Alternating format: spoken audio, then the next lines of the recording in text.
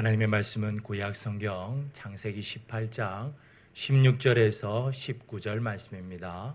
구약 성경 21쪽에 또 주보 3면에 나와 있습니다. 창세기 18장 16절에서 19절 말씀입니다. 제가 봉독하겠습니다. 그 사람들이 거기서 일어나서 소돔으로 향하고 아브라함은 그들을 전송하러 함께 나가니라. 여호와께서 이르시되 내가 하려는 것을 아브라함에게 숨기겠느냐. 아브라함은 강대한 나라가 되고 천하 만민은 그로 말미암아 복을 받게 될 것이 아니냐. 내가 그로 그 자식과 건속에게 명하여 여호와의 도를 지켜 의와 공도를 행하게 하려고 그를 택하였나니 이는 나 여호와가 아브라함에게 대하여 말한 일을 이루려 함이니라. 아멘. 오늘도 하나님 말씀이 선포될 때에 땅과 하늘이 진동하기를 소망하며 주를 향한 나의 사랑을 찬양합니다.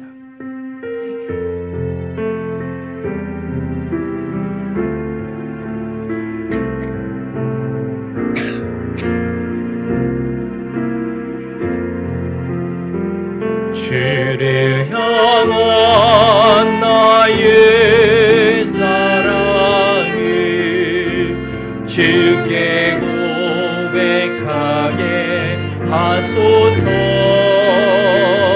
아름다운 주의 그늘 아래 살며 주를 보게 하소서.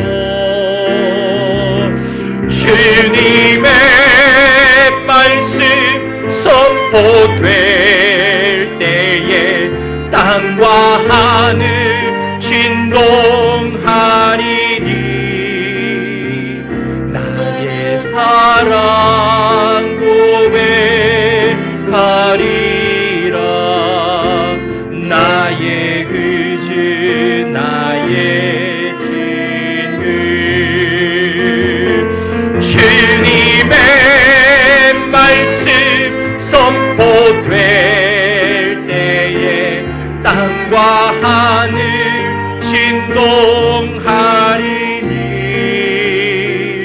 나의 사랑 고백하리라. 나의 그주 나의 친구.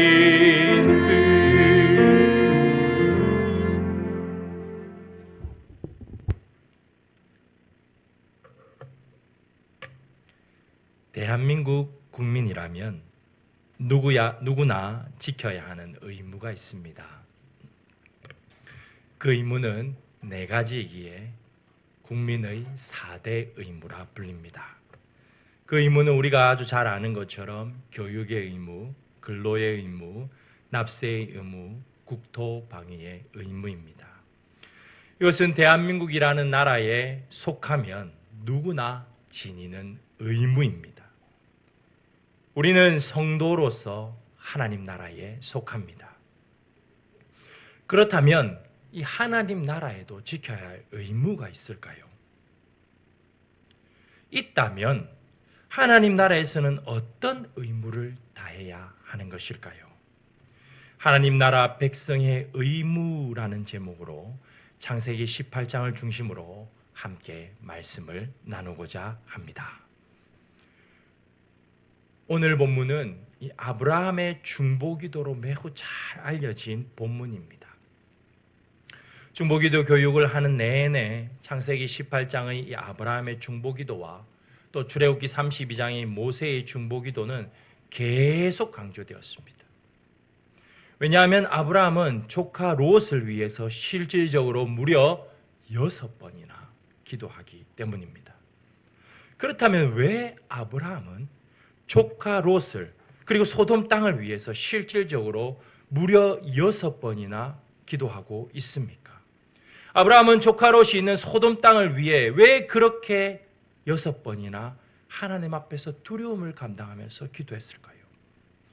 또 이 이야기와 또 창세기 18장의 앞부분에 나오는 이 손님이 찾아오시는 것, 이것은 어떤 관계가 있을까요? 오늘 이 이야기는 아브라함의 집에 3명의 손님이 찾아오시는 것에서 시작합니다. 아브라함에게 손님이 찾아옵니다. 그러자 아브라함은 성심성의껏 그 손님을 접대합니다. 그러자 손님은 약속을 남깁니다. 이것은 중보기도 앞부분까지 나타난 창세기 18장 1절부터 15절까지의 구조입니다. 이것은 당시 유목을 하는 그들에게 있어서 매우 당연한 것이었습니다. 이스라엘의 낮은 너무나도 더웠기 때문에 밤에 여행을 다니는 사람들도 많이 있었습니다. 따라서 이 유대인의 환대는 밤에도 여전히 시행되었습니다. 누가복음에서 밤중에 찾아온 벗의 이야기가 나옵니다. 누가복음 11장 5절입니다. 너희 중에 누가 벗이 있는데 밤중에 그에게 가서 말하기를 떡 3덩이를 내게 구워달라. 이렇게 주님께서 기도를 위해 비유로 말씀하시는 이 내용은 당시의 일반적인 상황에 따른 비유였습니다. 그렇기 때문에 이 아브라함이 3명의 손님을 보고 대접하는 것은 매우 바람직한 상황입니다. 성경은 이 3명의 손님을 가리켜 창세기 18장 1절에서 여호와께서 아브라함에게 나타나셨다라고 기록합니다. 그렇기 때문에 이 본문이 신이 인간으로 나타나신 것을 기록한 신인 동형이다라고 말합니다. 마치 영화에서 본 것처럼 신이 인간의 모습으로 이 땅에 나타나신 것을 말합니다. 게다가 3명이기에 삼위일체 하나님인가 라는 생각이 들 수도 있습니다. 그러나 하나님은 삼위일체로 한 분입니다. 삼위는 분리되지 않습니다. 한 성인 남자가 한 가장의 아버지로, 그리고 한 부모의 아들로, 한 직장의 직장인으로 이렇게 분리되는 것을 의미하지 않습니다. 삼위는 단지 구별될 뿐입니다. 구별된다는 것은 한 장면 안에 성부, 성자, 성령 하나님께서 모두 등장한다는 말입니다. 이것을 가장 잘 보여주는 성경 구절이 마태복음 3장 16절에서 17절입니다. 예수님께서 세례를 받으시고 곧 물에서 올라오실새 하늘이 열리고 하나님의 성령이 비둘기같이 내려 자기 위에 임하심을 보시더니 하늘로부터 소리가 있어 말씀하시되 이는 내 사랑하는 아들이요 내 기뻐하는 자라 하시니라. 보십시오. 성부, 성자, 성령이 모두 한 장면에 나타나십니다. 이 장면은 예수님께서 땅에서 세례를 받으시는 장면입니다. 성자 예수님은 지금 땅에서 세례를 받으십니다. 동시에 성령은 비둘기같이 하늘에서 그 위에 내리십니다. 동시에 성부는 하늘로부터 이는 내 사랑하는 아들이라 말씀하십니다. 이렇게 삼위일체는 한 분이어야 합니다. 디모데전서 2장 5절이 말합니다. 하나님은 한 분이시요. 그래서 오늘 이 창세기 18장 1절에서 말하는 이 세 사람은 삼위일체 하나님을 가리키는 단어가 아닙니다. 성경은 독자들의 바른 이해를 위해 3명 중 한 분은 하나님이시고 다른 둘은 천사였음을 명확하게 말합니다.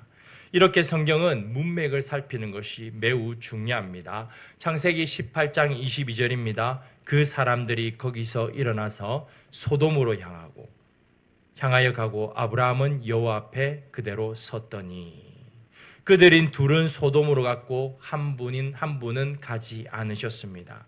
가지 않으신 분은 명확하게 여호와다라고 말합니다. 이것을 통해서 하나님께서 죄악이 만연한 소돔 땅에 가는 것을 원하지 않으심을 알 수 있습니다.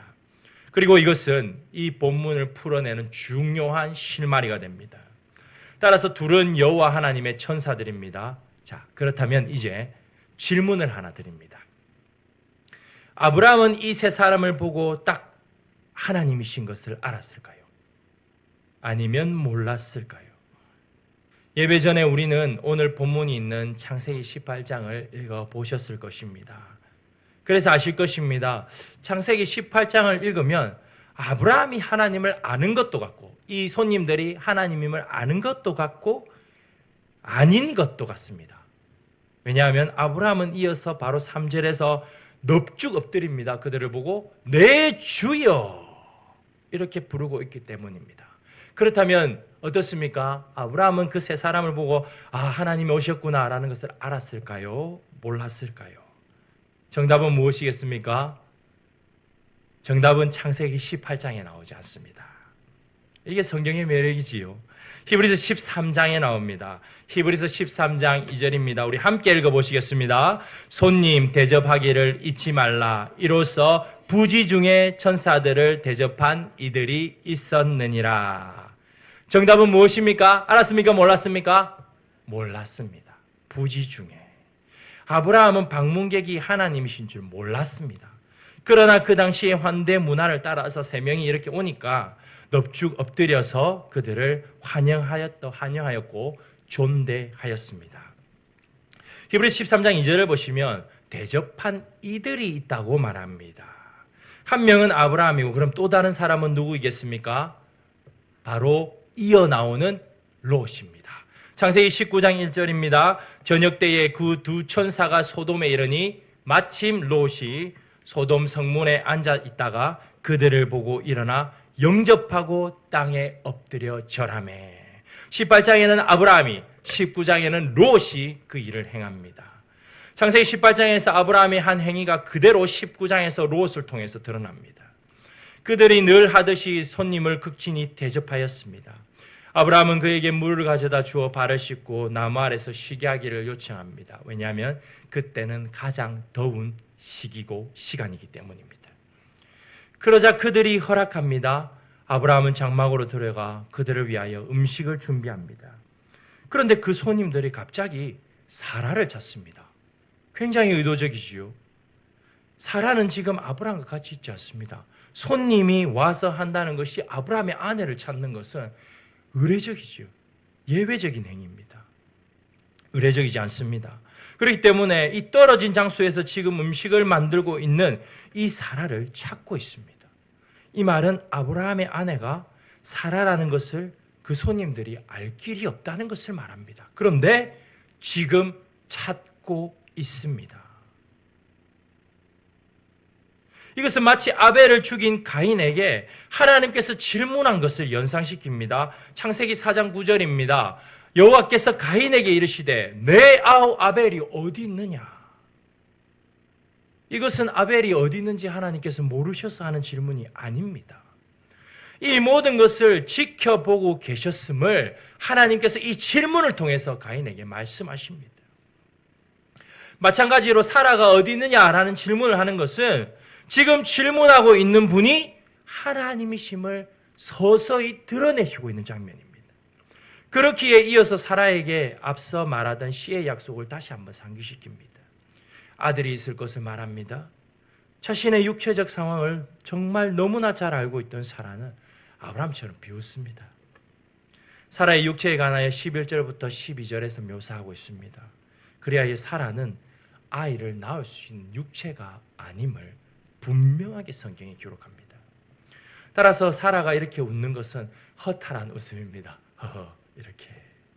그러나 여기서 중요한 것은 17장과 달리 아브라함은 잠잠하고 있습니다. 이 말은 아브라함이 지금 대화를 통해서 점점 이 방문객이 누구신지를 알아가고 있다는 것을 암시합니다. 아브라함에게 창세기 17장에서 전능하신 하나님으로 자신을 드러내신 하나님은 이제 다시 한번 사라에게 바로 그 전능하신 하나님이심을 상기시키면서 그 약속을 말씀하십니다. 그러자 사라가 어떻게 합니까? 두려워합니다. 전능하신 하나님께서 사라의 허탈한 웃음을 진정한 웃음으로 바꾸시는 것이 창세기 21장에 나옵니다. 사라가 이삭을 낳고 이렇게 고백합니다. 창세기 21장 6절입니다. 사라가 이르되 하나님이 나를 웃게 하시니 듣는 자가 다 나와 함께 웃으리로다. 사라와 아브라함은 비웃고 사라는 허탈한 웃음을 했지만 하나님께서 전능하신 하나님이셔서 그 웃음을 바로 진정한 웃음으로 바꾸셨습니다. 이것이 전능하신 하나님이시다의 답변입니다. 이 약속을 한 방문객 무리는 이제 소돔으로 향합니다. 왜냐하면 부르짖음이 너무나 크기 때문입니다. 소돔과 고모라 땅으로 인해서 고통을 받는 자들이 부르짖는 것을 말합니다. 이것을 보고 알기 위해서 직접 2명의 천사들이 소돔을 향합니다. 하지만 하나님은 가지 않으십니다. 하나님은 죄가 만연한 곳에 가지 않으십니다. 그러면서 아브라함에게 하실 일을 말씀하십니다. 아브라함아, 강대국을 너를 통하여 강대국을 세울 것이고 너로 인하여 천하 만민이 복을 받을 것이다. 그러므로 아브라함, 너는 하나님의 명령을 따라 자식과 권속이 의와 공도를 행하도록 해야 한다라고 말씀하십니다. 이와 달리 소돔은 그것의 죄악 때문에 망하게 될 것입니다. 이를 들은 아브라함은 하나님 앞에 무려 6번이나 기도합니다. 50에서 시작해서 10까지 6번을 기도합니다. 의인이 10명만 있어도 소돔을 멸하시지 않기를 구하고 하나님은 최종적으로 거기에 그렇게 하지 않겠다, 그렇게 하겠다라고 약속하십니다. 유대인 공동체에서 10명은 최소 단위입니다. 이런 이유로 유대인 남자 10명만 있으면 어느 곳에든지 회당이 세워졌습니다. 그렇기에 아브라함은 딱 10명까지만 기도하고 있습니다.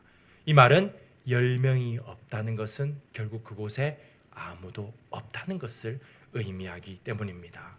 따라서 창세기 18장 16절부터 19절 우리가 읽었던 본문이 의미하는 것은 바로 이것입니다. 함께 읽겠습니다. 하나님께서 사라에게 정확한 시의 약속을 확인시킴으로써 아브라함을 통해 의와 공도를 행하는 나라를 세우실 것입니다. 그런데 왜 소돔을 위해 기도한 아브라함이 등장합니까? 아브라함을 통해 세우실 나라와 소돔 땅은 완전히 반대되는 곳이기 때문입니다. 그 나라는 20절의 기록처럼 죄악이 심히 무거운 나라입니다. 바로 이 나라를 위하여, 죄악이 심히 무거운 이 나라를 위하여 하나님의 택함을 받은 아브라함이 하나님과 소돔 사이에 지금 중보자로 서 있습니다. 하나님의 택한 백성인 아브라함이 시의 약속을 받음으로써, 사라가 이 약속을 받음으로써 아브라함과 이삭과 야곱의 후손으로 오실 예수 그리스도, 이분께서 아브라함처럼 중보자로 서실 것을 보여줍니다. 그렇다면 이 소돔 땅이 보여주는 것은 무엇이겠습니까? 바로 죄로 물든 악한 세상을 말합니다. 악하고 악한 이 땅을 상징하는 단어가 바로 소돔입니다. 소돔과 고모라가 어떤 곳인지 창세기 19장에서 짧게 설명합니다. 의인이 없는 바로 악한 세상을 상징하는 단어가 소돔입니다. 시편 기자가 말하는 그 세상을 드러내는 것이 바로 이 소돔 땅입니다. 시편 14편 2절부터 3절입니다. 여호와께서 하늘에서 인생을 굽어 살피사 지각이 있어 하나님을 찾는 자가 있는가 보려 하신즉 다 치우쳐 함께 더러운 자가 되고 선을 행하는 자가 없으니 하나도 없도다. 이것이 바로 인류의 현실이었습니다. 소망이 없습니다. 악으로 가득 차 있던 자들이 바로 인류였습니다. 우리였습니다. 우리를 존재하는 단어는 단 하나, 죄인입니다. 이런 죄인의 현실을 보여주는 것이 바로 이 소돔과 고모라는 땅입니다. 이런 인류를 위해 지금 누가 하나님과 소돔 땅 사이에서 중보하고 있습니까? 아브라함입니다.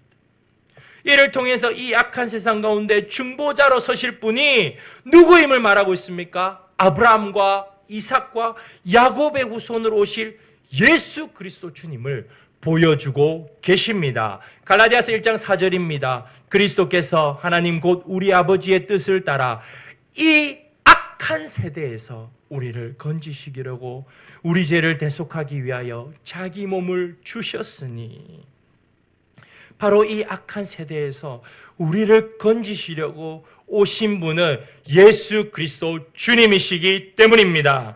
그러므로 소돔을 중보한 중보자가 아브라함이듯 이 악한 세상을 건지시기 위하여 오셔서 중보하신 분은 오직 예수 그리스도 주님이십니다. 디모데전서 2장 5절이 증거합니다. 하나님은 한 분이시요 또 하나님과 사람 사이의 중보자도 한 분이시니 곧 사람이신 그리스도 예수님이라. 그렇습니다. 이제 이 중보자께서 우리의 대언자로 하나님 앞에서 우리가 죄를 범하면 대언하십니다. 요한일서 2장 1절입니다. 만일 누가 죄를 범하여도 아버지 앞에서 우리에게 대언자가 있으니 곧 의로우신 예수 그리스도시라. 대언자요 중보자는 오직 예수 그리스도 주님 한 분이십니다. 이 약한 세대를 구원하실 분은 오직 예수 그리스도 주님 뿐이십니다. 예수 그리스도 주님 이외에는 인류에게는 어떤 소망도 없습니다. 인류의 소망이신 중보자이신 예수 그리스도는 진정한 하나님의 사랑의 현현이십니다. 창세기 18장 16절에서 암시하였듯이 천사들은 악한 소돔으로 향하지만 하나님은 그곳으로 가지 않으십니다. 이것은 하나님께서 악이 난무하는 곳, 죄가 창궐한 곳에 가지 않으심을 뜻합니다. 하지만 어떻습니까? 하나님께서 이 악한 세상을 향하여 친히 사람의 몸을 입으시고 오시는 기적 같은 일이 일어났습니다. 왜 그렇습니까? 우리를 사랑하셔서. 바로 그 하나님께서 이 악한 땅 가운데 직접 뛰어드셨습니다. 빌립보서 2장 8절이 증거합니다. 사람의 모양으로 나타나사 자기를 낮추시고 죽기까지 복종하셨으니 곧 십자가에 죽으심이라. 이것이 하나님께서 우리를 구원하신 사랑의 증표입니다. 그렇다면 왜 하나님께서 이렇게 악한 세상을 구원하셨습니까? 이것이 이 창세기 18장의 핵심입니다. 창세기 18장의 핵심은 창세기 18장 19절입니다. 우리 함께 읽겠습니다. 내가 그로 자식과 권속에게 명하여 여호와의 도를 지켜 의와 공도를 행하게 하려고 그를 택하였느니 이는 나 여호와가 아브라함에게 대하여 말한 일을 이루려 함이니라. 아멘. 하나님 자신이 직접 이 악한 세상에 사람의 몸을 입고 자신의 몸을 던지신 것은 하나님과 악한 세상 사이에 중보가 되신 그 이유는 분명하게 19절에 기록되어 있습니다. 바로 그 악한 세상에서 건져내어 의와 공도를 행하도록 하기 위함입니다.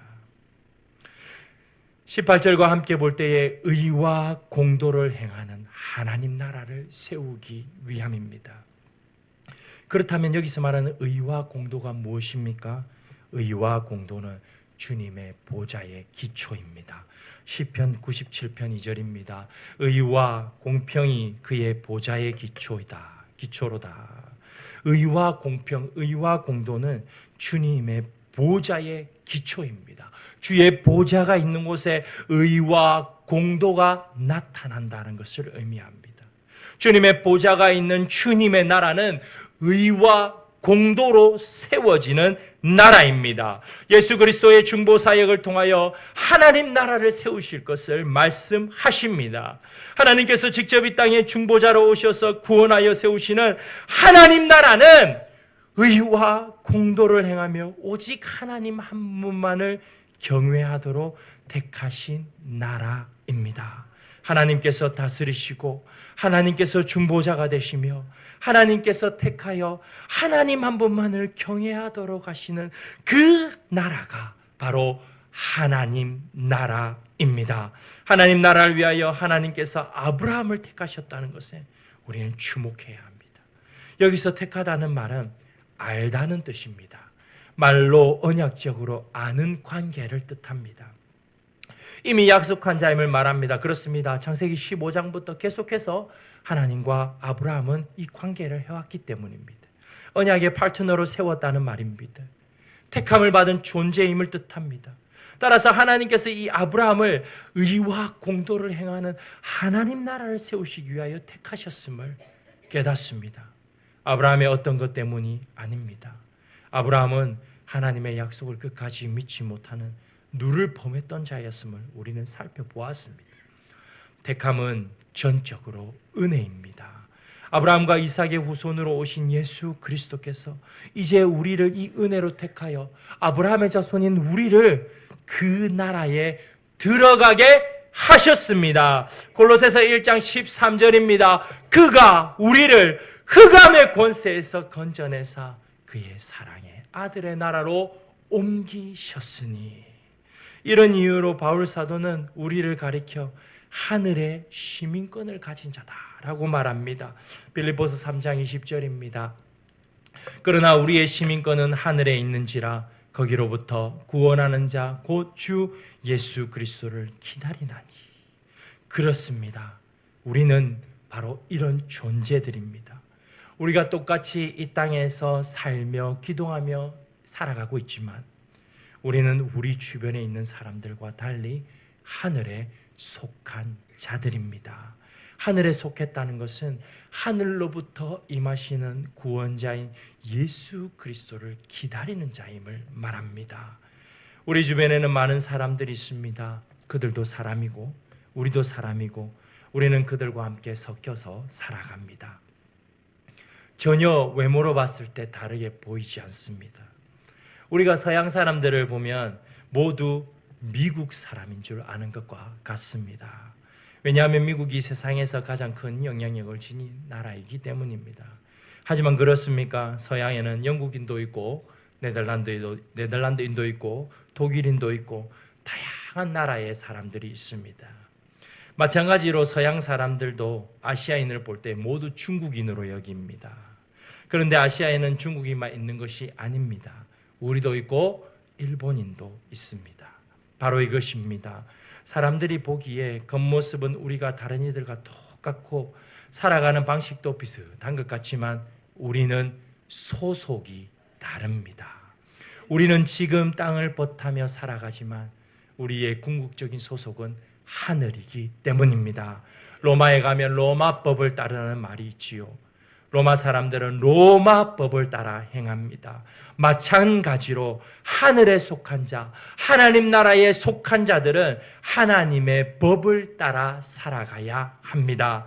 하늘에 속한 자로서 하나님 나라의 백성으로 살아갑니다. 이 말은 그들과 살아가는 방식이 다르다는 것을 의미합니다. 그렇다면 하나님 나라의 백성이 살아가는 법은 무엇이라고 오늘 본문은 말하고 있습니까? 오직 의와 공도를 행하며 주의 말씀을 지켜 살아가는 일입니다. 의와 공도를 행하는 것은 오직 하나님 한 분만을 경외하는 것을 뜻하는 단어가 바로 이 의와 공도입니다. 하나님을 경외하는 것이 생명이고 하나님을 경외하는 것이 본분이 되는 것을 말합니다. 잠언 19장 23절이 말합니다. 여호와를 경외하는 것은 사람으로 생명에 이르게 하는 것이라. 이 말씀을 붙잡고 우리에게 한번 질문을 해봅시다. 진정 여호와 하나님을 경외하는 것이 우리의 생명입니까?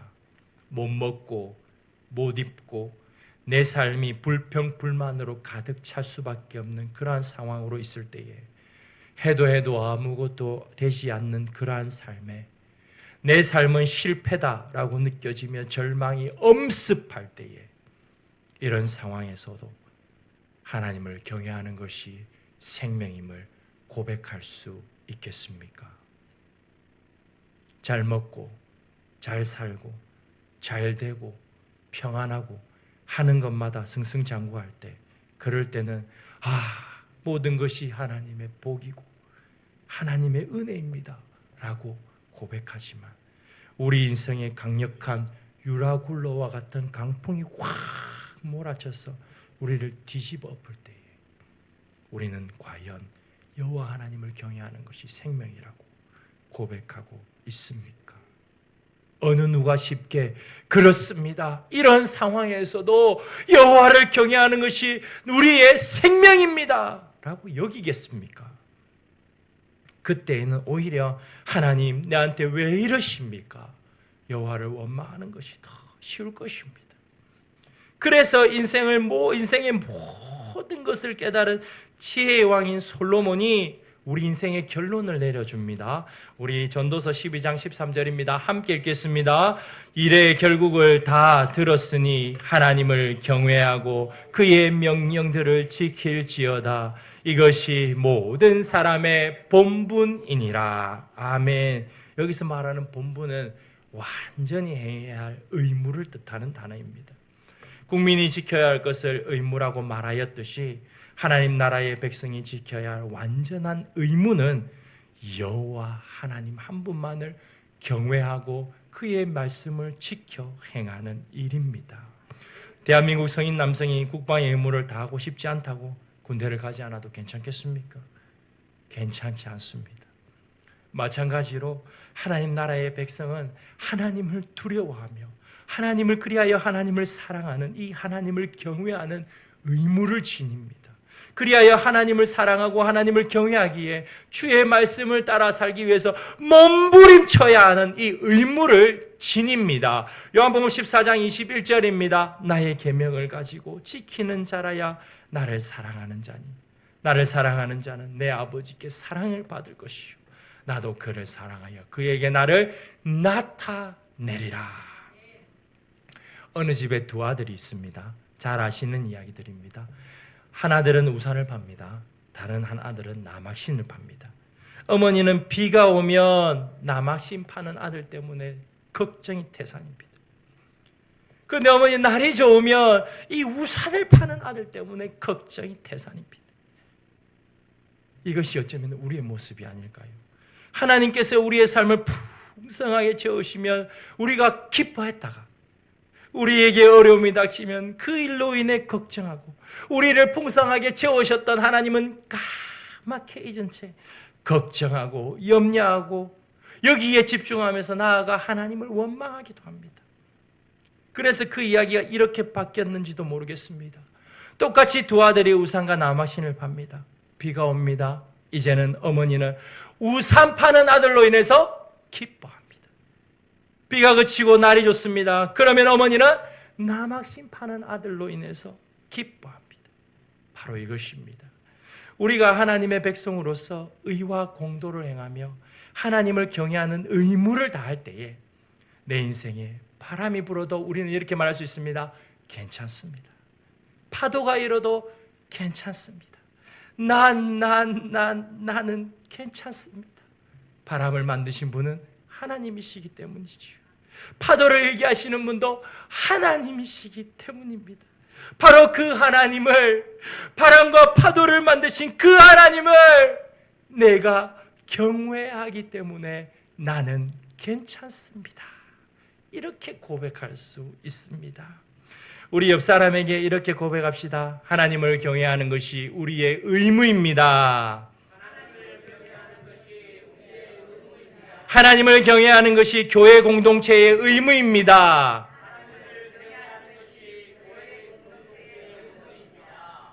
이것이 의무입니다. 이것이 의무라는 것은 언약의 백성들인 자녀들로 하여금 하나님을 경외하도록 만들어야 한다는 것을 말합니다. 창세기 18장 19절에서 명확하게 말합니다. 누구와 누구에게 명합니까?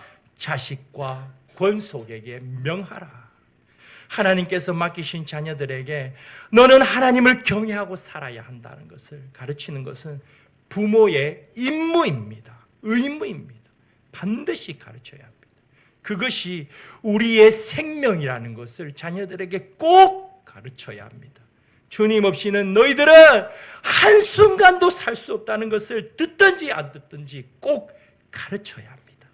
자녀들이 진정으로 잘 되기를 바라신다면 우리의 자녀들의 생명이 여호와 하나님을 경외하는 것에 달렸음을 꼭 가르쳐 주어야 합니다. 생명보다 귀한 것이 어디에 있겠습니까? 생명을 미룰 수 있습니까? 그렇지 않습니다. 생명을 선택할 수 있습니까? 그렇지 않습니다. 생명의 주인이신 하나님께서 이 모든 것을 주장하십니다. 우리의 소속은 하나님 나라요, 우리의 의무는 하나님을 경외하는 것입니다. 이것이 우리의 생명이므로 우리의 생명 되신 주님만을 경외하며 하나님의 말씀을 붙잡고 몸부림치며 살기를 다짐하며 이 말씀을 전해 드립니다. 아멘.